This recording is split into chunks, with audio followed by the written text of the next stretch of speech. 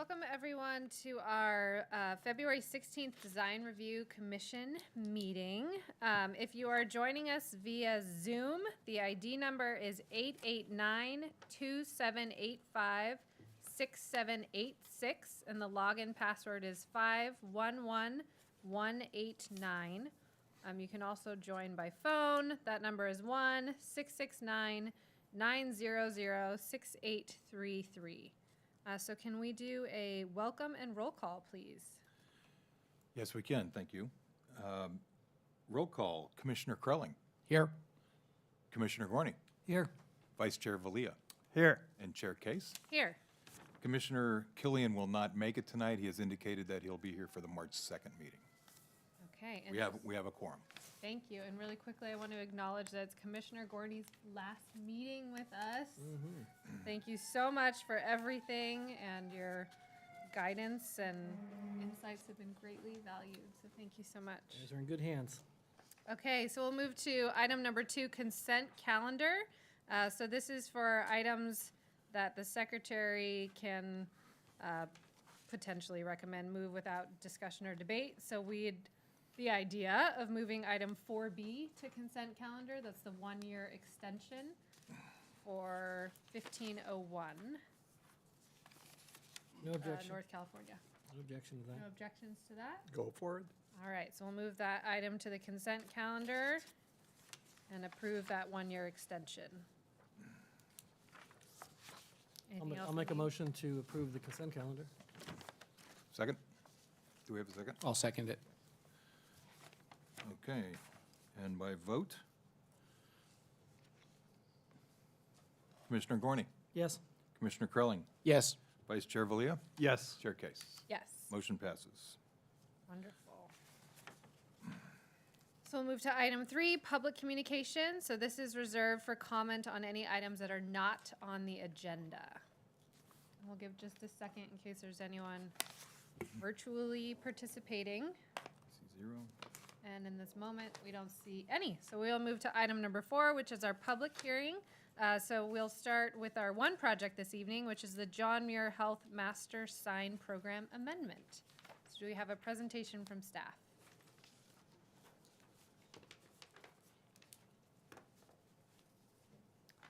Thank you. Good evening, Commissioners. My name is Haley Crawford, Senior Planner here with the City. Tonight, I'm presenting a Master Sign Program amendment, including sign ordinance exceptions for the John Muir Health Campus, specifically for the new Outpatient Specialty Center located at 177 La Casa Villa, application Y21-063.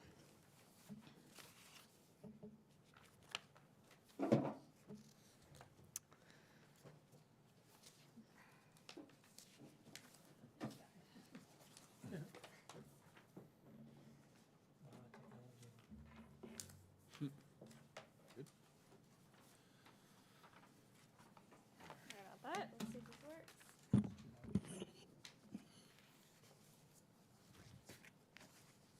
Okay. I'll just start with a quick project location. This is part of the John Muir Hospital campus. The new building shown here, indicated with that arrow, is currently just started construction at 177 La Casa Villa, just south of the kind of primary campus and south of YVR. So tonight, the applicant is requesting approval to amend the existing master sign program to incorporate signage for the new building. This includes wall-mounted signs, canopy-mounted signs, and several freestanding signs spread out throughout the campus for wayfinding purposes. The Design Review Commission tonight, as part of the request, is being asked to consider findings for 5 sign ordinance exceptions, 4 skyline signs, and 11 freestanding signs, all of which I'll get into more detail in a minute. There was a table also provided in the plans, which I've screenshot here, with a summary of kind of all of the signs proposed, and I will note that several of them are directional in nature and under 4 square feet, so do not require review or approval. Here is a map showing all the proposed sign locations just for context with the new building. And I'll start with focusing on the sign ordinance exceptions tonight. As I mentioned, there's 5. The first one being to exceed the total sign area allowed for a site. 473 square feet of signage is proposed to be added to the master sign program, where 50 square feet total is permitted. The existing master sign program currently exceeds the 50 square feet and was approved through a separate exception. There's also 11 freestanding signs proposed throughout the campus, where only one per street frontage is permitted. 2 of the freestanding signs exceed the maximum sign area for a freestanding sign, each at 35 square feet, or 25 square feet maximum is permitted. And then 2 freestanding signs also exceed the height of 6 feet. Finally, there are some address signs that exceed 30 inches, where a maximum of 18 inches is permitted. And just a refresher, the findings that the Design Review Commission needs to make in order to support each of the 5 exceptions are essentially that the sign size and placement limitations of the sign ordinance have been followed as closely as practical, and that the intent of the sign regulations and the purpose of those have been followed as closely as practical, and that such exceptions are necessary to further a public use or benefit. So the Design Review Sign Subcommittee did review the sign ordinance exceptions request as well as the entire package, and was generally supportive of the request as proposed. There was some discussion and expressed concern from one of the members about the proposed 30-inch tall address signs. I've included a photo here. The applicant did consider those concerns, went back and did some additional analysis, and ended up ultimately deciding to continue to pursue the 30-inch letters, or 30-inch numbers, given the need for wayfinding and the need for visibility. Staff is supportive of the 30-inch address number heights as proposed. So now I'll get into a little more detail about some of the specific signs. As I mentioned, there's 4 skyline signs proposed, and these are signs that are mounted above 25 feet above grade. So there are 2 address signs shown here along the north elevation, and then there's also 2 building identification signs. Currently, they're shown as Tuolumne Pavilion. Those are just a placeholder name. It will eventually be a donor name, but it will fit within the parameters of the master sign program as approved. And then here's just a view of the other angle showing the second building identification sign and then the second address sign. The 2 building identification signs are 24-inch letters, where the addresses are 30-inch. The reason why staff, or one of the reasons why staff is supportive of the 30-inch, is because it does provide some visual hierarchy. It is the larger of the sign compared to the building identification name, so it places importance on wayfinding and address identification. All 4 of these signs are facelit. The applicant also did provide to staff, and as part of your package tonight, some analysis on why they felt facelit was kind of a cleaner, crisper, easier to read illumination type over halo illuminated.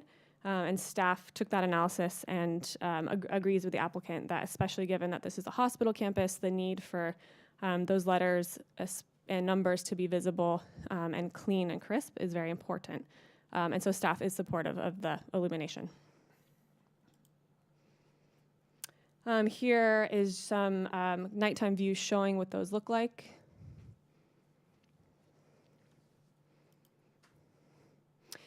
And in order to approve the skyline signs, DRC is asked to make additional findings that good design criteria require a higher sign. Staff feels that the building architecture, that really the only place to allow these signs would be up high. There's no kind of a middle ground of that architecture that would allow a sign to be placed.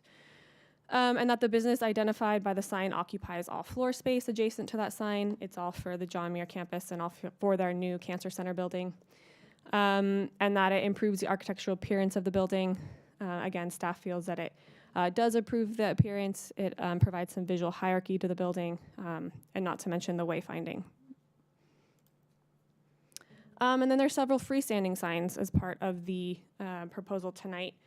I'll mention that the design of the freestanding signs is consistent with the existing freestanding signs on site in terms of the logo, locations, and the general kind of shape. There are a few that exceed the 6-foot tall height requirement. And in order to allow the freestanding signs, Design Review Commission is again tasked to make an additional finding that because the business is located set back from the street or obscured from view, that the identification supplied by a wall sign is not adequate. And so given, obviously, the size of the John Muir campus, this building is set back quite a bit with a vegetated buffer. Staff feels that those wall signs are not enough to facilitate wayfinding throughout the entire campus. And here's some of those images and details. This is the 8-foot tall monument or freestanding sign. There's 2 locations where this is shown kind of at the key entry points to facilitate wayfinding and decision points for visitors. And then there are several other signs that are 6 foot 6 inches tall, so do exceed that 6-foot height by 6 inches. These signs are consistent, though, with the height of all the other freestanding signs on site, which were previously approved under the existing master sign program. I did, before I close, just want to make one quick correction to the staff report and the resolution. There is a address sign proposed at 133 La Casa Villa at the canopy of the parking garage entrance. In the staff report, that sign on the table on page 4 is indicated at being, I believe, 4-foot tall numbers and 3-foot tall letters. That was an original proposal that the applicant had since reduced, so they are now matching the address signs on site. So I just wanted to show this detail and make that correction. And as such, the other correction I just wanted to make is to the draft resolution. Page 5, this is finding 11, which specifically talks about the address sign exceptions. The text I've included here in red is just my proposed modification, which just simply includes mention of this sign, that the master sign program amendment includes 2 30-inch tall address signs on the north and south elevation, as well as another 30-inch tall address sign on the existing garage entry canopy. So I just want to make sure that that gets noted correctly in that resolution. And with that, staff and the sign subcommittee are recommending the Design Review Commission approve the master sign program amendment and sign ordinance exceptions, subject to the conditions contained in that draft resolution with staff's modification to finding 11. I'm here if you have any questions. The applicant team is here tonight as well. Thank you, Haley. Do any commissioners have questions of staff?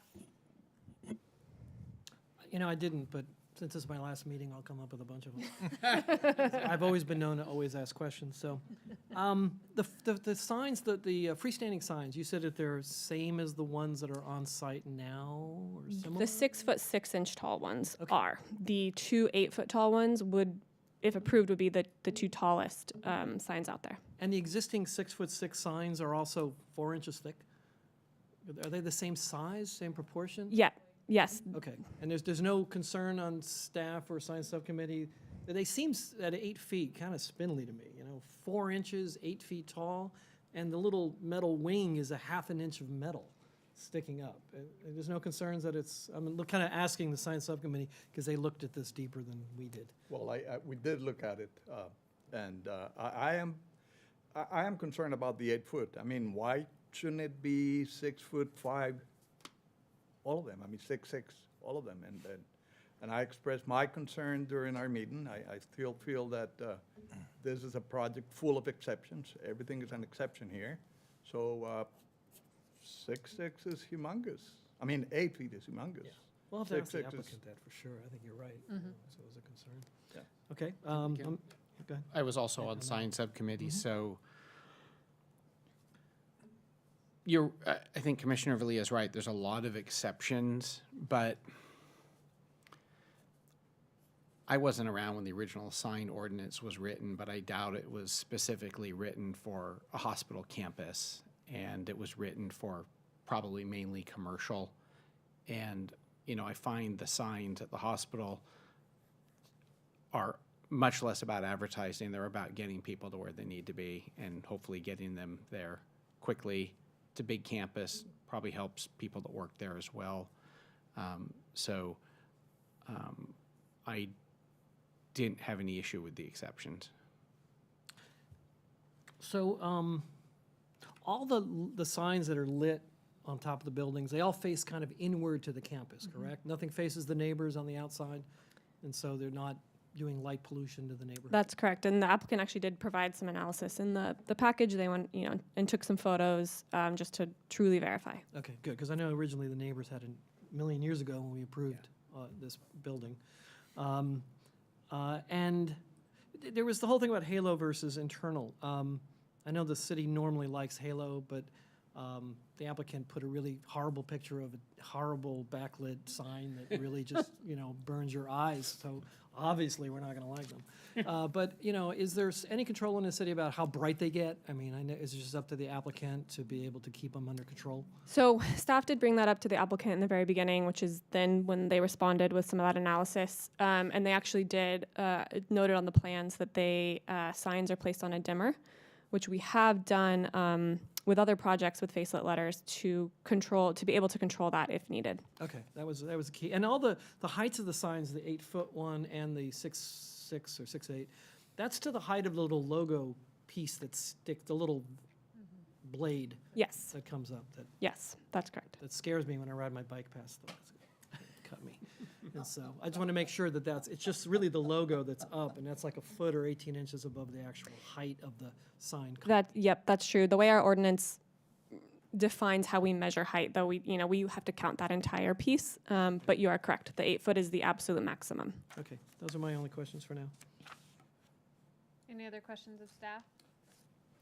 Okay, thank you, Haley. Is there a presentation from the applicant? Just available for questions. Okay, great. So do we have questions of the applicant? I did. I have one. Is everything in the package is to scale how it's going to be built, correct? Where they're shown?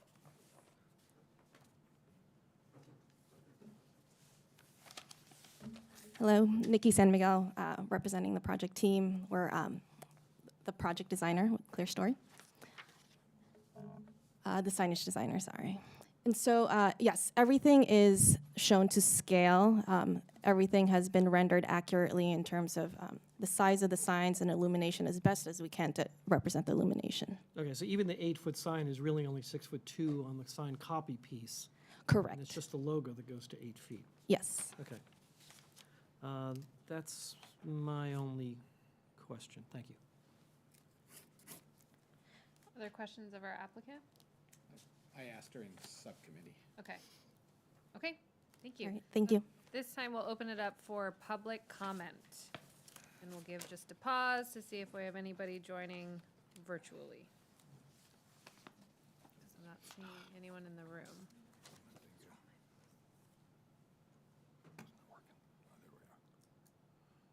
I see no hands. Okay, great. So at this point, we'll bring it back to our commission.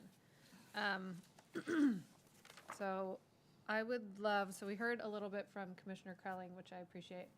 You mentioned a little bit. I'd just like to start with Sign Subcommittee in case there's anything you want us to opine on. Well, I'll repeat myself. It's hard for me to see a project that we're approving that's based on exceptions. So letters are bigger, signs are higher, and it's not only one, it's a lot of them, and it's a lot of additional square footage. And so my concern with the project is that it doesn't fall in our regulations, but we came up with something completely different, and we're justifying it.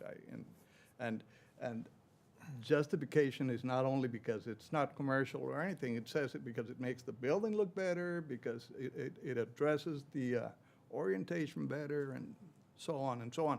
I think that 30-inch font or number is way too big, And I think if you reduce it, the building will look as beautiful as it is. I mean, signage do not beautify buildings. That's all I have to say. Okay. Okay. Yeah, so you'll get divergent opinions tonight, which is okay. That's, I think, why it has to go to the full DRC.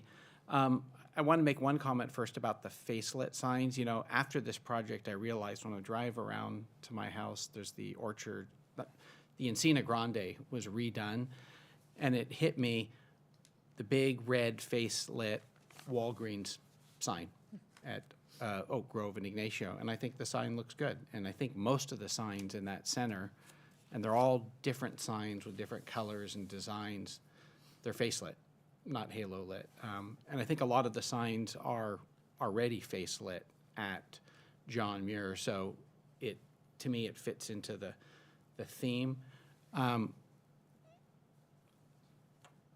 think the signage on the hospital campus, at risk of repeating myself, is a different decision-making process to me than retail or commercial. But I also do, Commissioner Vallejo, you make a great point that how does it look and how does it fit to the buildings? I think all the signs look really good, but that, again, that's just one person's opinion. And as I always like to say, I'm the non-architect on the commission, so it's the layman's resident's view only. But there's another purpose to signs and what we do. I've said this many times. A part of our charter is economic viability of the project that we're looking at. And interestingly enough, I listened to all of the interviews for commission applicants yesterday. I came down here, and one of the questions posed by the council members to the DRC applicants was talk about the economic impact of signs. They phrased the question as we're recently redone our sign ordinance. How do you view any linkage between economics and signage? So it's just another data point that even city council looks at that vantage point as well. And at some level, we're here at the pleasure of the city council to help them get a lot of these decisions made. So that's kind of what bases my thinking, and I'm supportive of the package as it is, even though I do agree it's heavy on exceptions. Great, thank you. Commissioner Gorney. I understand Carlos's concerns, but, being the size of the campus and the use that it is, people go in there on trauma, under trauma, and they need to find their way around. I mean, I go to Kaiser, and even though I know my way around, I still look at the signs because depending on why I'm going. And so I think it is a different and a very unique use that the signage, I think it's good that they have a process to be able to make exceptions. And when it comes to the total, I mean, it's a huge campus, so I'm okay with the amount. The freestanding signs, because it's really the logo sticking up, that's the height. I'm okay with that size. I think the logo will work all right. The max area of each of the signs, it seems fine to me. The height at 25 feet, because the height of the building, when you show the line across at 25 feet, you really couldn't bring that signage down anyway. So I'm fine with that, and I think it fits the building well. And the 30 inches versus 18, they're numbers. It's not a name, it's not a logo, it's not advertising. It's to see the building as you're driving down the street, and I think it fits the scale of the building. I kind of drew on there smaller numbers, and it made the building look bigger, so I'm okay with it at this point, so I'm all right allowing this one to go forward. Great. Okay. So I agree. I believe that, yes, there are a lot of exceptions, but I see it as a campus that's distinct from the typical commercial setting that we might be seeing these in. And I also feel as though the signs that we're seeing are an effort of like branding the campus. And I think that's important because when you're visiting a hospital, it's not always in a high stress, but often it is. And it's helpful to know when you're still within those boundaries. And when you're moving from one building to another, I think it's important that there are things that make it feel unified like a campus. So I think a lot of signs that are very obvious and have a similar palette to them is helpful. I actually also appreciate that it's the name of the building as well as the address, because I think sometimes in my experience I've gotten a name of a building and other times I've gotten an address, so I like that it's both, and I like that they're both quite visible. And being as this doesn't interface much with the community and it's much more about the internal campus, I feel like those exceptions are okay. I don't have an issue with the lighting either. I find that easier to read. And again, I just keep thinking that you're not focused on it as advertising, you're just focused on it as where am I going? And these things seem to be doing that. I'm not seeing a giant John Muir logo on the 20-foot skyline. So with that, so we had a few exceptions that were listed. It sounded to me that with the exception of Commissioner Valia, we're in support of all 5 of those. Yes. Okay. Haley, in addition to that, is there anything else you need from us or Secretary? No, I just want to make sure that staff's addition to that finding, if a motion is made, Yes. is included in that. Yes, it is for me. So I will go ahead and make a motion to approve the John Muir Health Master Sign Program amendment with the addition of the extra piece mentioned by Haley tonight. That'll do. I'll second that. I'll second the motion. Ready for a vote? Okay. Chair Case, Yes. Commissioner Gorney, Yes. Commissioner Krelling, Yes. Vice Chair Valia. No. Okay, thank you. 3-1, motion carries. Great, so we'll move on to item number 5, commission consideration. So this is for items that were not required to be publicly noticed, but it may include a staff presentation or other discussion items. I have a few. Okay, bring them on. Let's see, the city council met yesterday, and as Commissioner Krelling alluded to, they held interviews for candidates for several commissions in Walnut Creek that will have chairs, that will have seats open, including our to-be vacated seat over there with Commissioner Gorney. They appointed a local architect named Philip Newsom, and he will be here at our next, he'll be sworn in on the 1st by the council, and then he'll be here seated for the March 2nd meeting. I'm assuming he'll be here for the March 2nd meeting. And also, at the March 2nd meeting, we will do a chair, vice chair nominations for the next year. And the nominations, the commissioners will nominate, and then they'll hold a vote for chair, and then reshuffle, and then vice chair, and then reshuffle. Okay, that said, I think we would be remiss if we did not recognize the 21 years of service from Joseph Gorney. Whoa. Joseph has been just involved in the shaping of Walnut Creek, really like nobody else has on the Design Review Commission. I could sit here for probably till midnight and rattle off projects that he's been involved in. Yeah, keep it going. But I'll list a few. And that would include been the chair 4 times. He's been on at least 20 subcommittees, including, of course, the sign subcommittee and the DRC guidelines subcommittee, the objective design guideline, or the ODS, objective design standards recently done.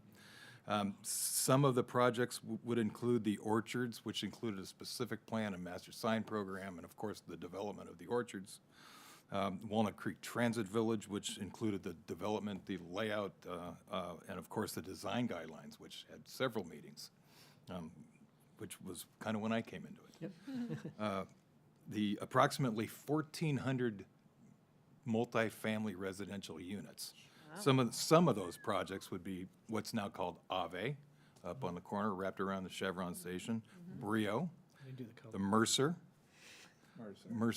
Beige, 1515 YVR, Via.